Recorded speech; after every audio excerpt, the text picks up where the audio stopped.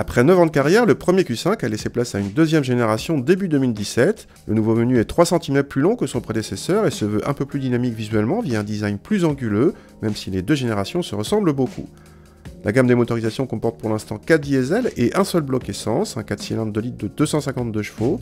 Celui-ci est obligatoirement associé à la transmission Quattro et la boîte double embrayage S-Tronic. La finition S-Line octroie des jantes de 19 pouces, mais nous avons droit à des roues de 20 pouces optionnelles. A l'intérieur, la planche de bord inédite intègre le Virtual Cockpit en série sur cette finition, ainsi que le MMI avec surface tactile au bas de la console centrale.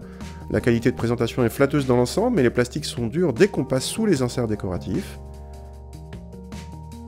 A l'arrière, la banquette fractionnable et coulissante est optionnelle. L'habitabilité permet d'accueillir sans problème 2 grands adultes, mais la place centrale est franchement inconfortable. Le coffre atteint à peine les 500 cm3 selon nos mesures, ce qui le place devant celui du X3, mais derrière celui du GLC. Contact et le 4 cylindres se montrent très discrets, on apprécie au passage la douceur de fonctionnement générale. Le 2 litres reprend bien dès 2000 tours et se montre vaillant jusqu'à la zone rouge à 6500 tours. Les performances sont largement suffisantes et très proches de celles du Macan 2 litres de 252 chevaux également.